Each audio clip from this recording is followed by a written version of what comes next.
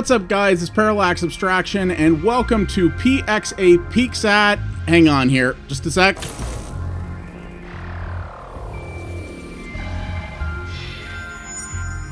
Oh, that's so good. Oh, yes. So welcome to PXA Peeks at Headlander. Yes, indeed. This is the latest and greatest game from Double Fine Productions, and unlike a lot of their more recent stuff, it was not a mismanaged crowdfunded disaster piece. That's always nice. Yes, indeed, this game came out from Double Fine and Adult Swim Games, which is rather interesting. Adult Swim has been publishing over the last few years a lot of really cool stuff, and this is definitely among them. This is an interesting game. So it is a... Well, I'm going to give you a little tour here, because I've been sort of... I put a decent amount of time into this so far, but this game is basically... It's a Metroidvania, is the best way to describe it, but it is a Metroidvania light, I'm going to say. So, the story of this game is that, I mean, it's kind of kooky and weird, as most Double Fine things are. I believe this was an idea that originally came out of their Amnesia Fortnite thing, which is where they have their whole company do an internal game jam for a couple of weeks to come up with some new ideas. And this, basically the idea behind this is its look is very much in keeping with its story. It's a very campy 70s sci-fi style story. So the idea is that you wake up and you're a disembodied head for whatever reason, and you discover that humanity has basically been enslaved by a big monolithic AI, which is the endless potential of humanity. Well, that thing back there, basically. And everybody is in a robotic body but has their human brains. And you are working with some nameless southern drawl character who's trying to have you restore humanity to their proper place of being basically a biological race and defeating this AI.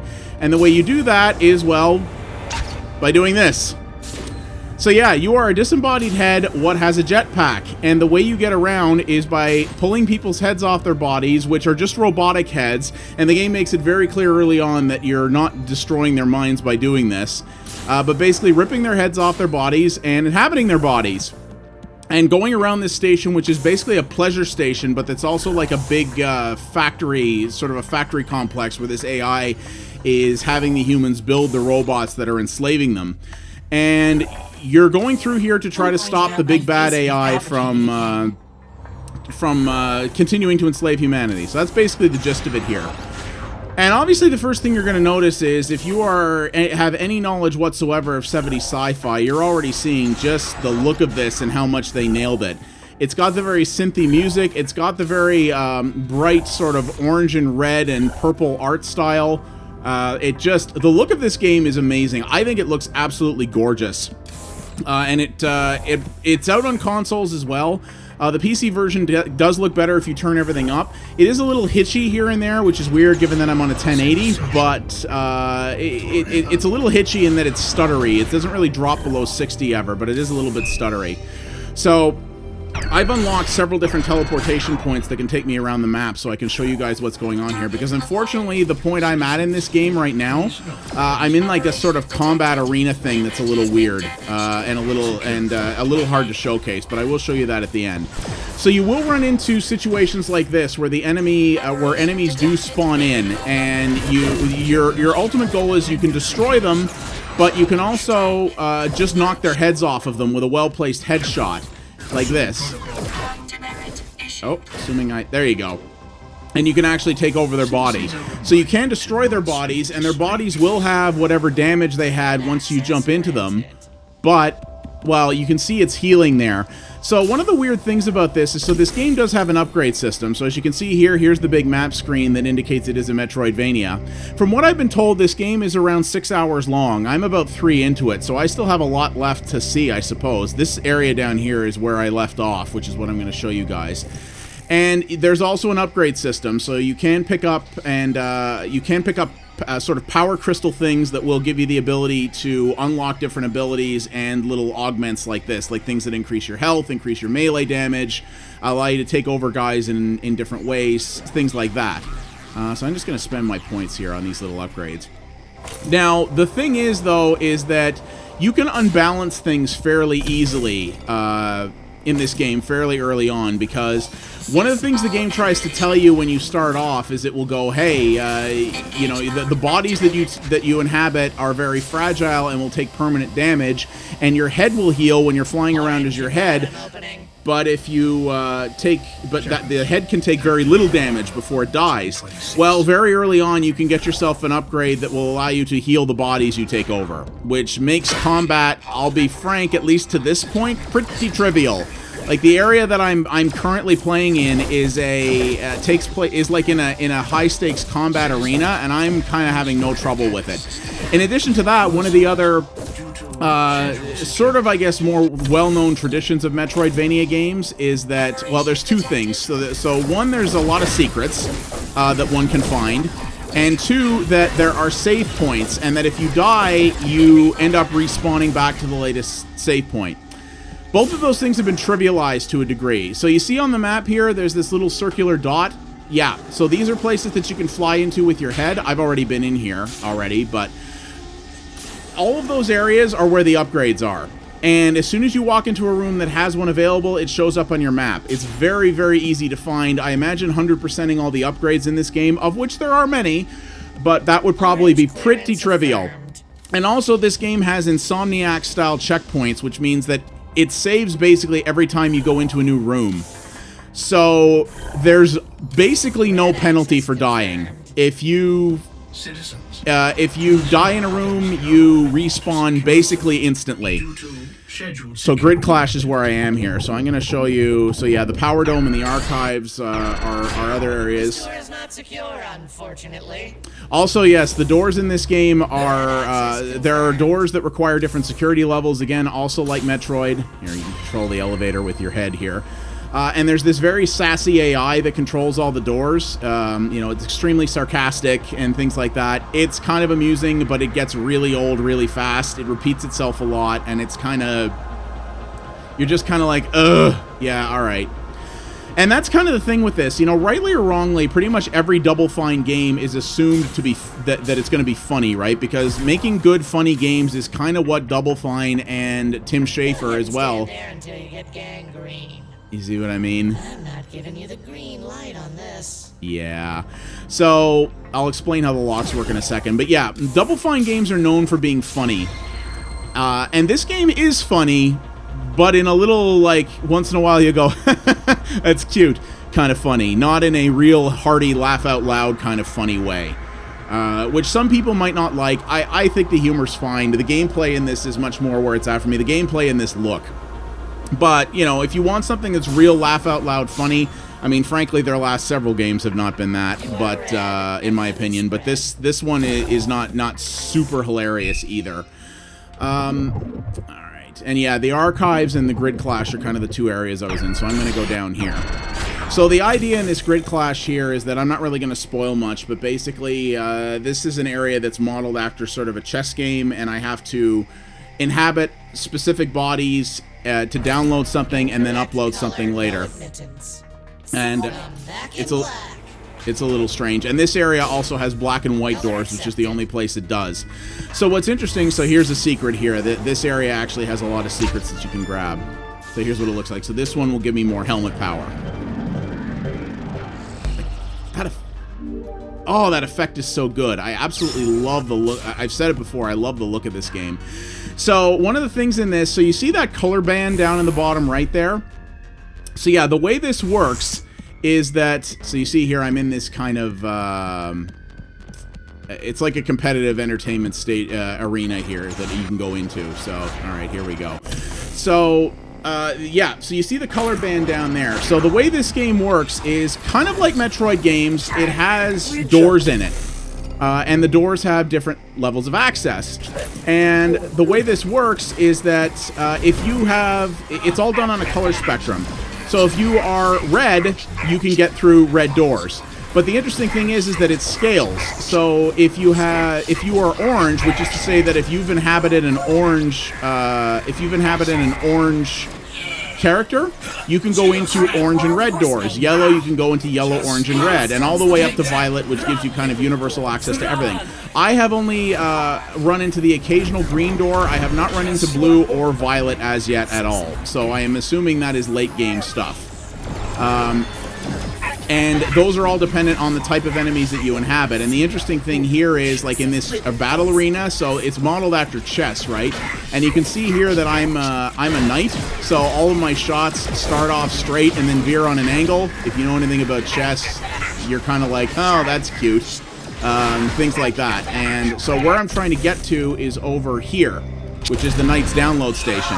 Now, I had a really annoying problem the last time I played this, which was the game was saying that I had already downloaded something from that station when I hadn't, which I'm hoping is not going to be a continuing problem, but I'm not sure. We'll have to see what happens with that. All right, so I have to leap up here, and then I have to wait for the elevator to come back so that I can go in there. Yeah, okay. So every one of the different areas, the one thing that's a little bit of a bummer, but is also kind of Metroid-like, is that in a lot of the areas, the objectives that you have are really just do this thing several times. So like in one area, it's align some satellites a bunch of times. Whoops, shoot. I screwed that up. In one area, it's align a bunch of satellites a bunch of times. In another area, it's, you know, turn these things off. In this area, it's go and download something from a terminal with a specific type of body and then walk to another terminal that's in a different part of the arena in order to upload it. Things like that. It's... I'm going to say it's not terribly original, and... Y'all already done that one. Yeah, see... This is the problem I had yesterday. I wonder if this is bugged on me, because it says I've already downloaded the terminal for that guy, but when I go to his upload terminal, which is not even marked on the map, I'll get to the upload terminal and it will go, you don't have the data yet. So that's gonna suck an awful lot if that is bugged out on me. I'm not honestly sure what's going on there. That really bites, but we'll see what happens with that. So, as you can see, you have your guns, but you also have melee attacks, which you can access. Well, I'm playing with an Xbox One controller with the B button. Y'all already done that one. Is your head screwed on right? Okay, wait, that's the pawn upload station, so that's a different one.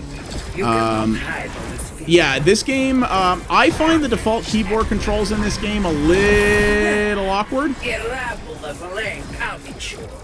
Ah, crap. I actually don't know where I'm going here. This looks like an area I've already been to, though, so... Yeah, I think so. Now, interestingly, the area where the download station was is a secret in there I hadn't noticed, so maybe I'll go check that out instead. So here, I'm the Black Bishop now, so... Here, let's go... There we go. Let's grab that guy and see what happens here. Huh. White Knight. Get it? Yeah, so... It's pretty all bog standard Metroidvania stuff in here, and because of the checkpoints and stuff like that, it's all very, very easy. So you're not going to find necessarily a great challenge here. This game has not been that hard so far. You know, the puzzles are not very difficult. This game does not have the problem of a lot of early Metroid and Castlevania games where you can get lost and not know what you have to do and be kind of standing around going, well, hell, now what? It never really has that problem. It always telegraphs where everything is and where you need to go, so you're never going to get lost. And some people who are into Adult Swim stuff actually might find that a little off-putting, because one thing Adult Swim is actually very well known for is games that are ridiculously difficult. They're known for putting out a lot of really cool original games, you know, games with original and different ideas, which I really respect. They're also known for making a lot of tough stuff. And, you know, I don't have a problem with that. I have no problem with difficult games. Actually, there's an area I haven't been to. Maybe I can figure something out in here. Okay, here's the, where the stuff comes in. Another thing is, enemies will always respawn in areas where that's required. So there's some areas, for example, where you're going to need a certain type of guy to get through a doorway, and the game will always spawn in, that's a type of enemy. You'll never get stuck in a location because you can't get the right type of enemy or color type that you need to get through a door. The game will always put you in a location where, or the game will always set up the enemies so that that's not an issue. So there's that as well. That's another challenge element that it maybe is lacking a little bit. Oh no, wait, that's the night download. Okay, no wait, maybe the game didn't bug out. So maybe I wasn't reading correctly what I needed to do. So all right. And enemies will also stay where you left them. So you see I took apart 2 bodies here, one of whom was the knight that I needed. Well, you see it spawned in another one because it knew I would need one, but my old one is still sitting there. So that's one thing that's kind of cool is you can leave, unlike a lot of older Metroid games, for example, you can leave the screen and come back and things are right where you left them. So you can sort of strategize around that if you like. And one thing that is cool... Best get moving. We'd expect you'll never develop. Okay, there we go. So where do I need to get? So all the way to the bottom right corner. All right, let's see if we can do this. So one of the things that I do like about this too is that in several situations there are different ways to approach problems, which I do like. There are situations where, depending on the upgrades you purchased, you might either need to do, you might either need to fight your way through something and go through sort of a difficult stage or difficult combat sequence in order to get somewhere that you want to. But in other areas, if you purchase some upgrades early on, you can sort of bypass a lot of that stuff. You're going at it like killing snakes. Just a couple more. Now let's get you all out of this nut house. So you see there, that's the sort of disembodied southern guy who works for the Resistance. These bots here as well are also called mappies, and if you jump onto one of these guys, you can download additional map data, which I think I've already done from him. So that will fill in areas that you haven't been to yet. So it looks like there's only one left, which is up there, and that's a black one, so we'll try that.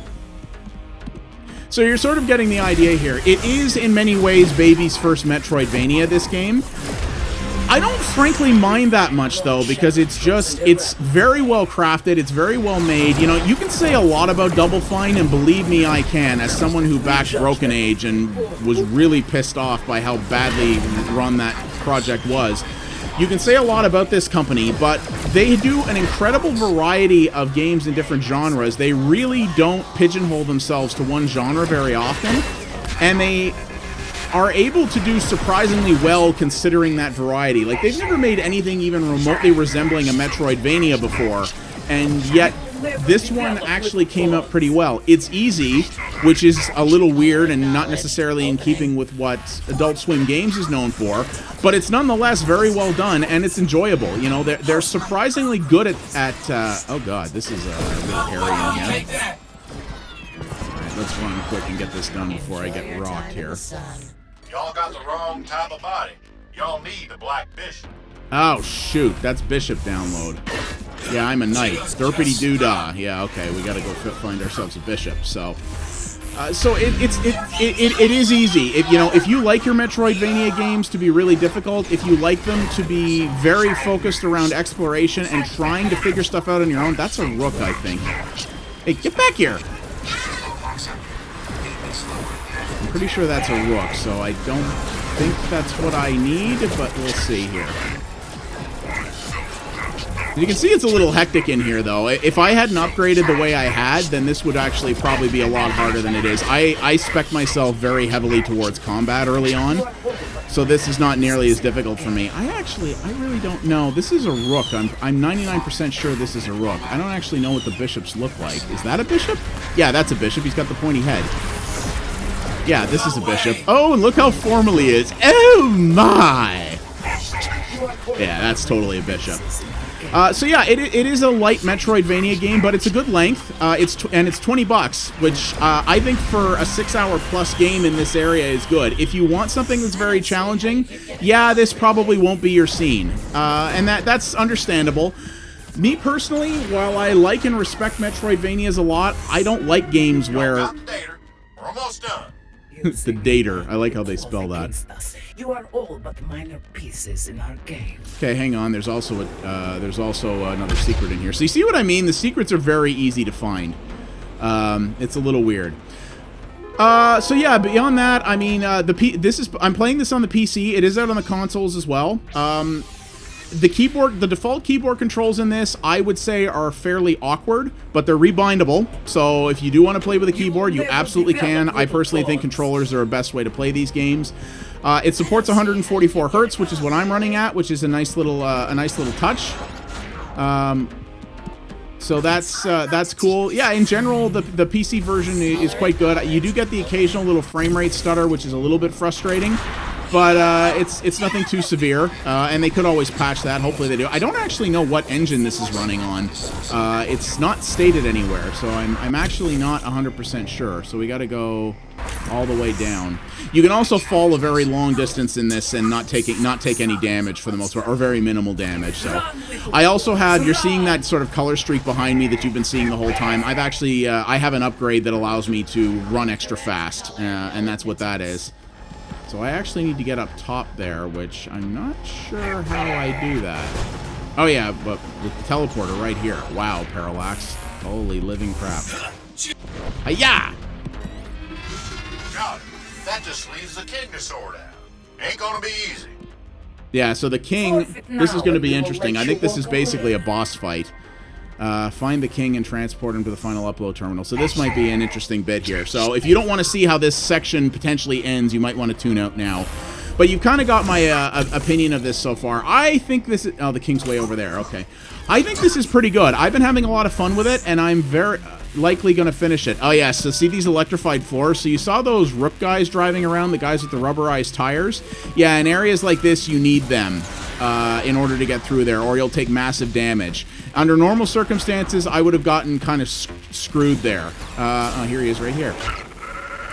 Under normal circumstances, I would have been screwed there, but I have healing abilities and also got some health upgrades, so it wasn't a big issue for me. So, but what's cool about this, as I said, is that this game actually will allow you to spec yourself different ways and approach problems in different ways depending on how you are spec'd, which I think is really clever.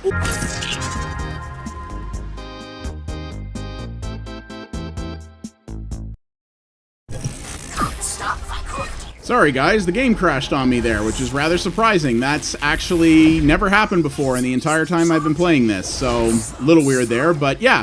So what I was saying is yeah, it's nice that the game gives you multiple different ways in which to solve a problem, which is not an easy thing to do in game design. To make it viable to approach the same situation in multiple different ways is definitely not a super straightforward thing to do, and they pulled that off very well. Yeah, the Metroid games and Castlevania games, well, the Castlevania games often had multiple ways in which to solve problems, I suppose. Metroid games, not so much in my experience. So, you know, it's a nice little bit of variety that they added there, and I think that's pretty cool in its way. But it is straightforward, so that will be definitely be a thing to some people. And you know, if you're not into this 70s sci-fi vibe, I mean, I think you're crazy if you're not. I think this looks incredible, but you know, to each their own. Yeah, you're probably going to be like, if you're not into that style, then you probably won't be into this. But I got that king door open. That fella's got the last bit of data we need. But y'all gonna have to do this one a bit different. This is... Suck that crown off and move him on over to the other king room. Just make sure he gets there in one piece. We're warning you. whoa. Leave him out of it. Opening. Oh, This time, he's got an epic. fears me. The last move will be mine. Here's what Billy told me. This guy has an epic weapon. But we find his presence distasteful. Color acknowledged. Opening. So he's black too. So I have to get him, yeah, a long way as well. So we'll see what happens here. You are in check. But yeah, so you're getting the idea of what this is. I think this game is a lot of fun. I am probably going to finish it. I've put a good amount of time into it so far. I actually played this for a lot longer than I'd planned on before I started recording. Not only because I wanted to find an interesting point to record at, but I just kept putting time in and was like, oh man, this is so much fun. I'm going to do a bit more of this, and then a bit more of this, and a bit more of this, and it just sort of kept going from there, and that's a pretty ringing endorsement if you ask me. And yeah, I love this look. I think this game sounds great. I think it looks great. The controls are very tight. And yeah, it's not super challenging or difficult, but sometimes you just like, you I know, have the advantage, Queen. let's see here. The game is mine. I got the data, but I You can think also y'all- pick your head too. That's the guy I chose, but there's multiple ones. Uh-oh. You shall not escape us that way, little pawn. Well, shit. Shit. We are no mere automaton. We are the best there ever was. Okay, so this is the boss fight, obviously. So I'm going to stop here because I don't want to spoil this. I don't think that would be cool. So, but yeah, I think this game's good. I think it's a good Metroidvania. It's a little bit easy, but it looks great. It plays well, and I think it's a good amount of fun. And well, it's proof that when Double Fine actually has, you know, a publisher with business ties, you know, making sure they spend their money properly and actually deliver what they say they will, they can come out with some good stuff. They're a talented team there. As I've always said, Double Fine is a talented team. They're just not very well run. So, but yeah, I think this is really good, and I highly recommend it if you want a bit more of a casual Metroidvania game. And for 20 bucks, you can't, you know, that is a lot of value and a lot of playtime in here. So I dig it. My name's Parallax Abstraction. That was Headlander, developed by Double Fine Productions and published by Adult Swim Games in 2016 for the PC, the Xbox One, and the PlayStation 4. Good time. You should grab it. If you liked what you saw here, please consider liking the video and subscribing to the channel. That would help me out a great deal. And yeah, I'll see you guys next time. Take it easy, everybody.